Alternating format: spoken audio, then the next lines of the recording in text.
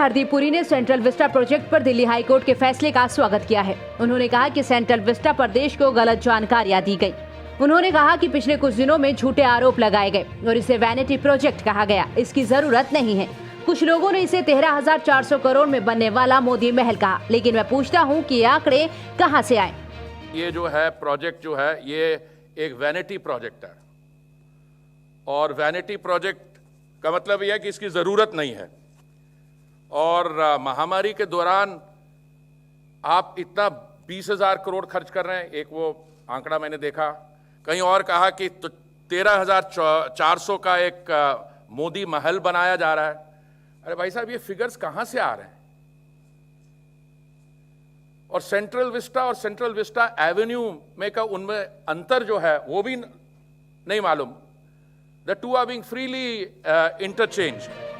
केंद्रीय मंत्री ने इस प्रोजेक्ट की लागत पर चल रही चर्चाओं पर स्पष्टीकरण दिया। उन्होंने कहा कि इस समय सिर्फ 2 प्रोजेक्ट पर काम चल रहा है। ये प्रोजेक्ट नया संसद भवन और सेंट्रल विस्टा एवेन्यू है।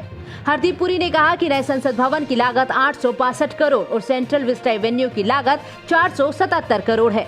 केंद्रीय मंत्री ने कहा कि साल 2022 में आजादी की 75वीं वर्षगांठ नए संसद भवन में मनाएंगे।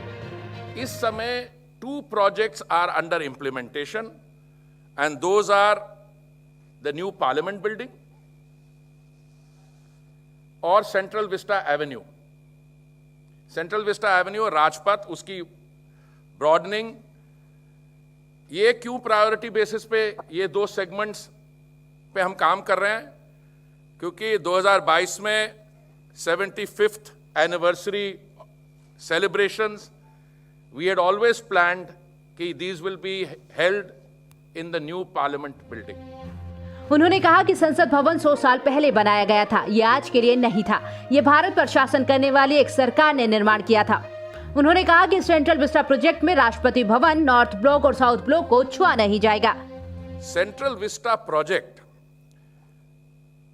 जो एक बड़ा प्रोजेक्ट है जिसमें अगले 250-300 वर्ष के लिए हमें भारत सरकार का गवर्नेंस आर्किटेक्चर जो है उसके बनाने की हमारे पास एक ब्रॉड प्लान है। ये प्रोजेक्ट ना अभी शुरू हुआ है, ना अभी कंसेप्चुअलाइज हुआ है। मैं आपको इसका 2 उदाहरण देता हूं। जो हमारी पार्लियामेंट बिल्डिंग है, ये कुछ 100 वर्ष पहले बनाई गई थी, not for the legislature of an independent country. उस समय हमारे जो जिनकी हुकूमत थी उस समय एक स्वतंत्र भारत के वो बात करने को तैयार नहीं थे। बाकी भी जो बिल्डिंग्स हैं, Rashtrapati Bhavan, north block, south block, parliament, बाकी जो हेरिटेज बिल्डिंग है, हम शुरू से ये स्पष्ट करते आ रहे हैं कि none of these buildings will be touched. जो हिस्टोरिक, कल्चरल, आइकॉनिक बिल्डिंग्स है, they will remain exactly as they are. केंद्रीय मंत्री ने विपक्ष पर हमला करते हुए कहा कि कुछ लोग वैक्सीन का मसला उठा रहे हैं, लेकिन हमारी सरकार ने वैक्सीन के लिए 35,000 करोड़ रुपए का प्रावधान किया है। अगर इसके लिए और पैसे की जरूरत पड़ती है तो वो भी दे दिया जाएगा। 35,000 करोड़ केंद्रीय सरकार ने वैक्सीनेशन प्लान के लिए एलोकेट किया है और मैंने आज तक कहीं से नहीं सुना। माननीय प्रधानमंत्री जी ने कई बार इस पे पर्सनल मीटिंग्स ली हैं और कोई पैसे की कमी होगी वैक्सीनेशन प्रोग्राम के लिए तो देयर इज एनफ मनी। मई, जून और जुलाई के लिए हमने एडवांस पेमेंट की है दोनों जो वैक्सीन मैन्युफैक्चरर्स हैं उनको एडिशनल वैक्सीन प्रोड्यूस करने के लिए। और अगस्त से लेकर दिसंबर तक 2013 करोड़ एडिशनल डोजेज मिल जाएगी। मैं क्यों बता रहा हूं कि दिसंबर के एंड तक there will be enough vaccine for every Indian citizen. केंद्रीय मंत्री ने कहा कि क्या हम काम बंद कर दें और वहां काम कर रहे वर्कर्स को घर जाने को कह दें? ऐसा करने के बाद जो ठेकेदार है वो वहां काम कर रहे सैकड़ों मजदूरों को पैसे नहीं देगा। मुख्यमंत्री अरविंद केजरीवाल ने दिल्ली के ITO स्थित एक सरकारी स्कूल में पत्रकारों और उनके परिवारों के लिए मुफ्त टीकाकरण सेंटर का उद्घाटन किया। इस दौरान केजरीवाल ने बताया कि दिल्ली में अब फिर से 18 से 44 साल की उम्र के लोगों का वैक्सीनेशन धीरे धीरे शुरू किया जा रहा है। केजरीवाल ने बताया कि दिल्ली वासियों को 20 जून के बाद स्पुतनिक V का टीका भी मिलना शुरू हो जाएगा और भारत में इस वैक्सीन का उत्पादन अगस्त में शुरू हो सकता है।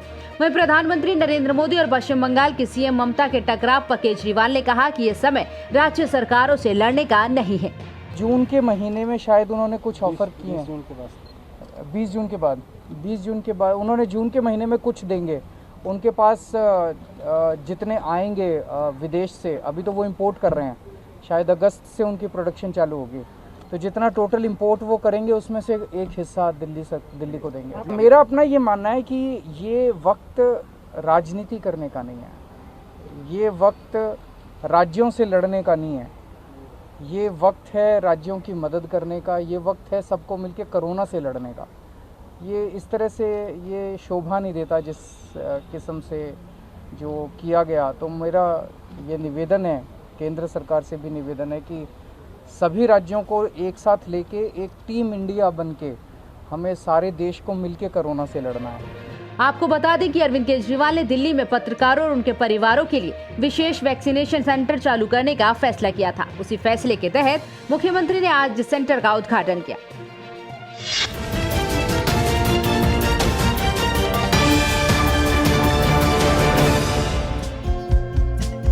हमारे चैनल को लाइक, शेयर और सब्सक्राइब जरूर करें और नई अपडेट्स के लिए बेल आइकन दबाना ना भूलें।